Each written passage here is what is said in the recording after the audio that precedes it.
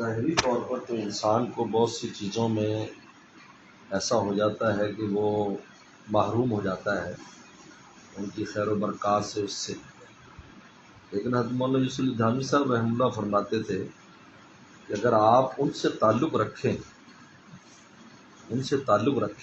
یعنی ایصال ثواب کریں، انہیں یاد کریں، ان کے محاسن کو ذکر کرتے رہیں اور ان کا تذکرہ زندہ رکھیں تو برزخ سے ان کی توجہات مسلسل ملتی ہیں اور وہاں ان کا قرب الہی یہاں سے کہیں زیادہ ہے، کیونکہ حالت تجرد میں ہے. یہاں انسان مجرد نہیں ہوتا، جسمانی اور جو دنیاوی علائق اس کے ساتھ لگے ہوتے ہیں، لہذا یہاں روحانیت کی وہ پرواز نہیں ہوتی جو وہاں برزخ میں ان کو ہوتی ہے، لہذا وہ اور قریب ہوتے ہیں. لہذا اس کے بعد جو آپ پر کچھ آئے گا ان سے وہ آپ کو بہت کہیں سے کہیں لے جائے گا. یہ عجیب بات ہے.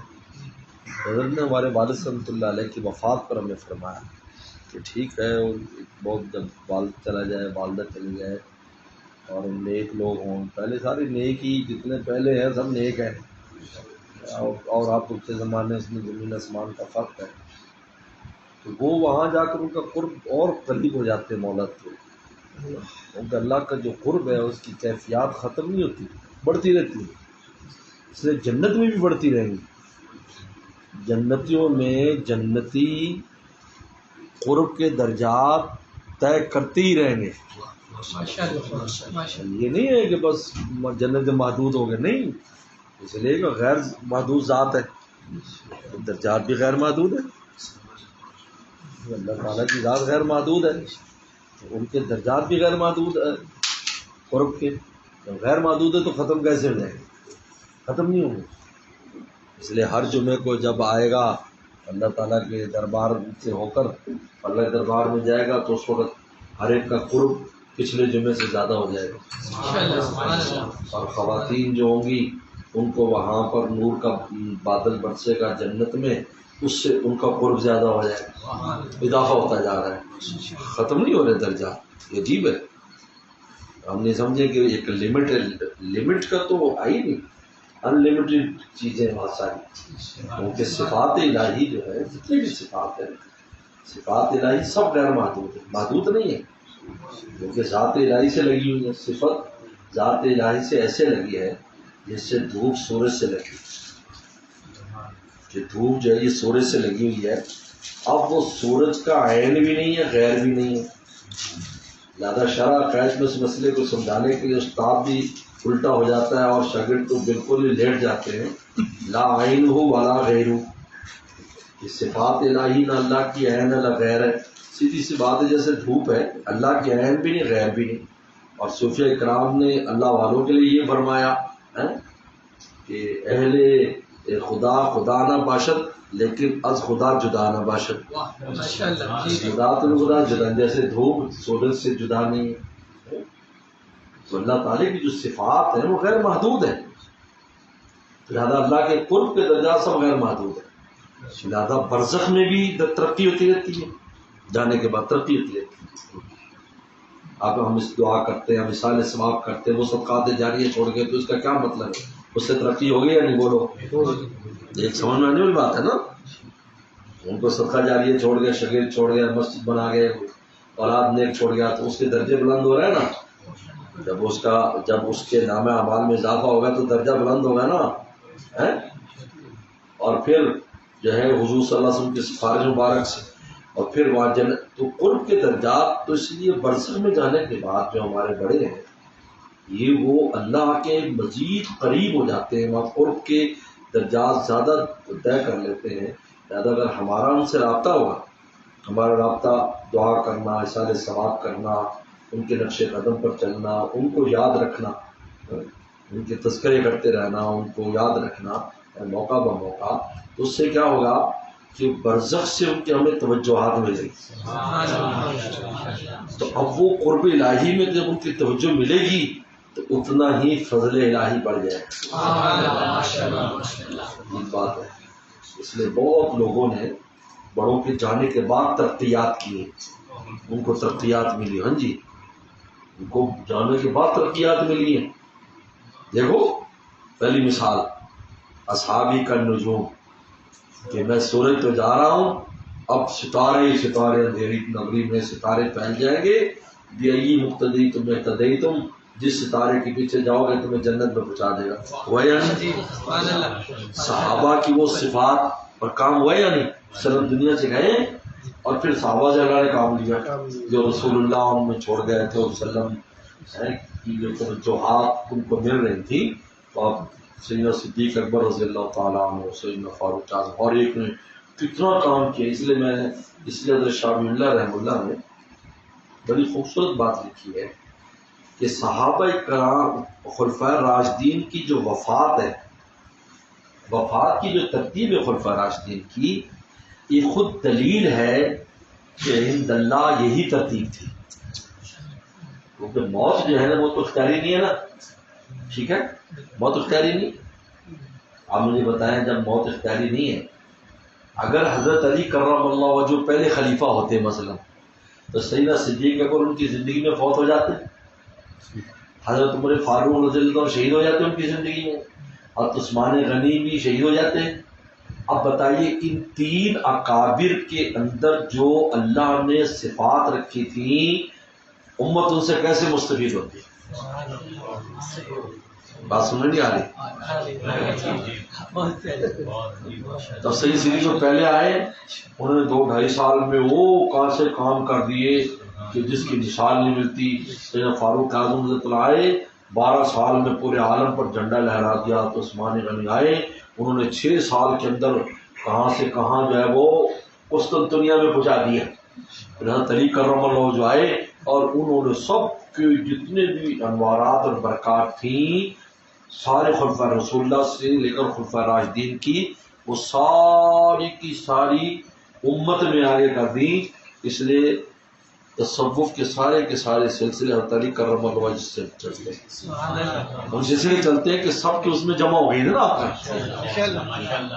ان میں سب کی صفات اور ان میں سب کی برکات اور ان کے سب کے انوارات، رسول اللہ کے انوارات پہلے سیدنا صدیق اکبر صوب میں رہے، پھر سیدنا فاروق اعظم، عثمان غنی، پھر ان سے آگے سارے سلسلے چلے. جو کہتے ہیں حضرت علی سے سارے کیوں چلے؟ اس لیے کہ سب سے آخر میں سب کچھ انہوں نے سمیٹا، پھر انہیں سے آگے چلنا تھا نا. بولو بھائی ایک ڈیم سے پانی آئے، دوسرے میں آئے، تیسرے میں آئے، تو جو آخری ہوگا اسی سے نہروں میں جائے گا نا. تو پہلے سے کیوں نہیں آیا تو اس کہنے کی ضرورت ہی نہیں، سمجھ میں آنے والی بات ہے بھائی. کسی مولوی صاحب نے اشکال کیا کہ جناب کہا جی ہم نے دیکھا ہے کہ میں نے غور کیا کہ حضرت حسن بصری سے آگے سارے سلسلے ہیں. تو ان کا حضرت حسن بصری رحمۃ اللہ علیہ جو ہے ان کی تو حضرت علی سے ملاقات ہی ثابت نہیں، کوئی حدیث ہی نہیں ان سے آتی، تو کیسے سلسلے چلے گا؟ یہ بڑا اہم اشکال ہے بعض لوگوں نے کیا. تو یہ مجھے بھی کسی نے بھیجا، تو پھر بخاری شریف میں اس پر بحث ہے. بخاری کی شروحات میں بحث یہ ہے کہ حضرت حسن بصری رضی اللہ تعالیٰ عنہ بھی رہتے تھے بصرہ میں اور حضرت علی کرم اللہ رہتے تھے کوفہ میں. تو پھر ان نے ان سے کیسے استفادہ نہیں کیا؟ تو لکھا ہے کہ صرف حجاج بن یوسف کے ظلم سے بچنے کے لیے وہ تذکرہ نہیں کرتے تھے. ہاں جی، وہ کیونکہ وہ تو فوراً قتل کرا دیتا تھا جب بھی ان کے سامنے ایسی کوئی بات آتی. ان سے بچنے کے لیے انہوں نے تذکرہ نہیں کیا، ورنہ انہوں نے استفادہ بھی کیا اور ان سے حدیثیں بھی لیں اور ان سے اللہ بھی سیکھی. لیکن اس کی وجہ سے وہ چونکہ لوگوں کو ملتے نہیں تھے اور ذکر نہیں کرتے تھے، کیونکہ ذکر کریں تو وہ حجاج بن یوسف وغیرہ چونکہ وہ بڑے سخت خلاف تھے تو وہ ان کو ظلم کا نشانہ بناتے. اس سے بچنے کے لیے انہوں نے ان کا نام نہیں لیا. انہوں نے صاف یہ تحقیق لکھی اس کے اندر شروعات بخاری میں لکھی. حسن بصری سے پھر آگے چلے. اس لیے پیغمبر صلی اللہ علیہ وسلم نے حدیث میں آتا ہے کہ رسول اللہ صلی اللہ علیہ وسلم نے، اور یہ شرح حضرت اللہ نے فرمائی، حضور صلی اللہ علیہ وسلم نے ارشاد فرمایا، آپ نے فرمایا حضور صلی اللہ علیہ وسلم نے کہ علی جو ہے یہ حضرت جناب صالح علیہ السلام کی ناکہ کی طرح ہے. جس طرح ان کی ناکہ تھی نا وہ اونٹنی کی طرح حضرت نے فرمایا. تو پھر اس پر حضرت نے اس کی شرح فرمائی جو میں نے خود سنی. اندر فرمایا کہ وہ جو ناکہ تھی نا، جو ناکہ، یہ ناکہ اور وہ جو اونٹنی تھی یہ اللہ تعالیٰ کی خاص نشانی تھی، یہ خاص نشانی تھی. تو وہ نشانی کو انہوں نے جب شہید کر دیا تو اس کے بعد عذاب آ گیا شہادت کے بعد. تو کہا کہ اسی طریقے پر جتنے خلفاء راشدین تھے سب اللہ کی نشانیاں تھیں، سب اللہ کی نشانی. حضرت ابو صدیق نشانی تھے، فاروق کاظم نشانی تھے، عثمان. لیکن آخری نشانی جو ہے وہ حضرت علی کرم اللہ وجہ تھی، اس لیے اس کو ناقہ سے تشبیہ دی. اور جب وہ شہید ہوئے تو وہ جو فتنے نکلے سارے فرقے اس کے بعد روافض، خوارج، جتنے فرقے بنے اور امت میں آگ لگی ہے فرقہ واریت کی، یہ حضرت علی کرم اللہ وجہ کی شہادت کے بعد چل گیا سارا. تو عثمان غنی سے پہلے ابتدا ہوئی، لیکن اس کا جو پھیلاؤ ہے وہ پھیلاؤ حضرت علی کرم اللہ وجہ کے زمانے سے ہوا. اس لیے ان کو پیغمبر صلی اللہ علیہ وسلم نے ناقہ سے تشبیہ دی. یہ ناقہ ہے، حود صلی اللہ علیہ وسلم کی اونٹنی سے تشبیہ دیا. اس لیے جو بزرگ چلے جاتے ہیں یا بڑے چلے جاتے ہیں، ایسا نہیں ہے کہ ان کا تعلق ختم ہو جاتا ہے، بلکہ برزخ سے ان کی توجہات رہتی ہیں، بشرطے کہ ہم رابطے میں رہیں. اس لیے ہمارے حضرت والا رحمۃ اللہ علیہ نے یہ کیوں فرمایا کہ بھئی روزانہ قل اللہ 3 بار پڑھ کے مجھے بخش دیا کرو. یہ فرمایا آپ نے، وصیت میں لکھا ہوا آپ کی. ہمارے والد صاحب نے ہمیں فرمایا کہ بھئی سورہ فاتحہ 1 بار پڑھ کے ہمیں بھیج دیا کرو. یہ کیوں فرمایا؟ تاکہ ہمارا ان سے تعلق رہے. جب تعلق رہے گا تو وہ برزخ سے ان کی بھی ہم پر توجہ رہے گی، ان کی بھی توجہات رہیں. آپ خواب میں کیا دیکھتے ہو؟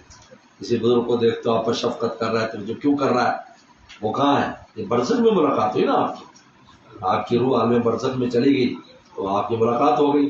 آپ دیکھتے ہیں وہ فیضان کر رہا ہے، وہ توجہ کر رہا ہے، وہ دعا کر رہا ہے، یا کوئی آپ کو فرما رہا ہے یا کچھ کہہ رہے ہیں. یہ سب سلم خواب میں آتے ہیں اور آپ کچھ فرما دیتے ہیں یا آپ توجہ فرما دیتے ہیں تو آدمی کے کتنے کام بن جاتے ہیں. ہم بھی اسلام خواب میں، اللہ تعالیٰ کی ذات خواب میں آتے. یہ کیا ہے؟ یہ برزخ میں دیکھتا ہے نا انسان کا، کیونکہ وہ عالم مثال میں ہر شے کی ایک شکل بنی ہوتی ہے. اس لیے اپنے بڑے چلے جائیں، استاد چلے جائیں، والدین چلے جائیں، اپنے مشائخ چلے جائیں تو ایسا نہیں ہے کہ انسان بس اب فارغ ہو کر بیٹھ جائے. ہاں، انسان کی تربیت تو زندوں سے ہوتی ہے، لیکن برکت ان کی برقرار رہتی ہے اگر آپ حاصل کرنا چاہیں. وہ آپ پر ہے. آپ اپنا رابطہ مضبوط رکھیں، ان کو یاد رکھیں، ان کو اصالہ ثواب کرتے رہیں، ان کے لیے دعا کرتے رہیں تو ان کے توجہات رہیں تو آپ کو ترقیات ملیں گی. یعنی بعد میں کتنوں نے ترقی کی، عجیب بات ہے. ہمارے ہاں ایک کتاب پڑھی جاتی ہے ملا حسن ایک کتاب ہے، ملا حسن نام ہے ان کا. منطق کی اتنی مشکل کتاب ہے. حالانکہ میں نے منطق بہت اچھی پڑھی ہے، ہمارے والد صاحب تو منطق کے امام تھے. تو وہ بس ایسے لگتا ہے جیسے پتھر میں آپ نے سر مارا. آپ پتھر میں سر ماریں گے تو پتھر تو نہیں ٹوٹتا، سر ٹوٹتا ہے.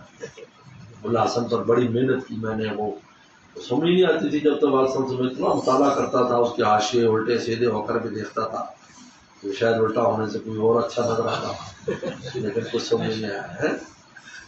وہ ہمارے یہاں ایمبولینس تھی نا، پہلے ٹرسٹ تھا وہاں، اس پر ہم نے ایمبولینس الٹا لکھا ہوا تھا. ہمارے ڈپٹی کمشنر صاحب کا دورہ تھا تو مجھے کہہ رہے مولانا یہ الٹا کیوں لکھا ہے؟ میں کہ جی لوگ ہر چیز کو سیدھا نہیں دیکھتے، الٹا دیکھتے. جب الٹا دیکھیں گے تو ان کو سیدھا نظر آئے گا.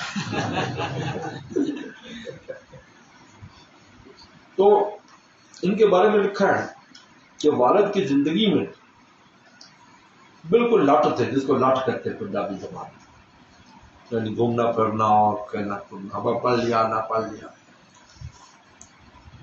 والد کے بعد پورے یعنی ایشیائی ممالک سے، بخارا سمرقند سے لے کر افغانستان ایران تک لوگ آتے تھے منطق پڑھنے کے لیے. اس زمانے میں علوم بہت اونچے علوم کہلاتے تھے. جب وہ فوت ہو گئے تو رہی بھی یہ نے تو پڑھا ہی نہیں صحیح طرح. اب یہ کہنے لگا کہ اتنی والدہ حیات تھی کہ کوئی ہے ہی نہیں. اب جب پہلے تو بھرا رہتا تھا مدرسہ مسجد کا بیٹا کوئی بات نہیں، ابھی تم اپنے والد کے نقشے پر قدم پر چل، یہ والد کتابیں پڑھی گھس جا، میں دعا کروں گی میرا کام ہو جائے گا. کہتے 4 سال قطب خانے سے باہر نہیں نکلے، روٹی نہیں کھاتے تھے، سوتے نہیں تھے، نماز کے لیے مسجد جاتے تو فرض پڑھ کے پھر آ جاتے اور کسی سے ملاقات نہیں. 4 سال کے بعد ملا حسن کتاب لکھی. آج تو مولویوں کو پتہ بھی نہیں، اور ویسے ملا حسن کے نام سے گھبراتے ہی بہت. ملا کے نام سے تو امریکہ بھی گھبراتا ہے.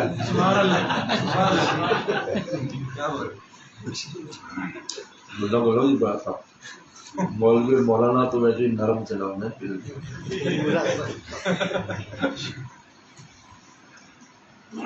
تو اللہ تعالیٰ نے دیکھو باپ کے جانے کے بعد اتنا بڑا انسان بن گیا، تصور بھی نہیں. حضرت مولانا یوسف صاحب رحمۃ اللہ علیہ تبلیغی جماعت والے عالم تھے اور خشک ملا تھے، پڑھنے پڑھنے کو باغابا پھر رہا ہے، رات دن گر رہا ہے امت کے کام میں، اور وہ اپنے کام میں لگے ہوئے. کتابیں لکھی، تصنیف کی کتابیں، بڑی بڑی تحاوی کی شرح، اتنی شاندار تحاوی کی شرح لکھی. میں نے کوئی تحاوی کی ایسی شرح نہیں دیکھی، کہ میں نے اور شروعات بھی دیکھی لیکن ایسی ان کے پائے کی کوئی نہیں. عربی میں بڑی بہترین شرح. تو والد انتقال ہوا ہے، ان کے انتقال ہوتے ہی ایسی سینے میں آگ لگی کہ والد سے بھی آگے بڑھ گئے. حیات الصحابہ کتاب لکھی، آج تک جو آگ لگا ہوئے حیات الصحابہ کتاب. والد اوپر گئے، سارا کچھ ادھر منتقل ہوگا، شام بڑھ گیا. یہ عجیب بات ہے. اس لیے انسان بڑوں کے جانے سے کم صدمہ نہیں لگا ہے، لیکن انسان کو تعلق رکھے تو ترقیات بھی ملتی ہے. پیغمبر اسلام دنیا چلے گئے، رسول اللہ کو قرآن نے سراج المعاجہ سورج قرار دیا، تو گئے تو پیچھے چاند اور ستارے چھوڑ گئے، صحابہ بھی جمع چاند اور ستارے، اور عالم قیامت تک کے لیے روشن. وہ ثابت تو سیارہ جس کو ثابت کہتے ہیں، یعنی وہ ستارہ جو کبھی بھی ماند نہیں پڑتا، اور سیارہ وہ ہوتا ہے جو ختم ہوتے رہتے. علامہ اقبال نے یہ کہا کہ تو وہ ثابت تو سیارہ، صحابہ ثابت تھے ہمیشہ کے لیے، ان کی چمک ہے، اور تو سیارہ ہے کبھی چمکا اور کبھی ڈوبا، ادھر ڈوبے ادھر نکلے، ادھر ڈوبے ادھر نکلے. عجیب. سب خیریت ہے، اس سے ٹھیک ہے، اب سب بات ٹھیک ہے.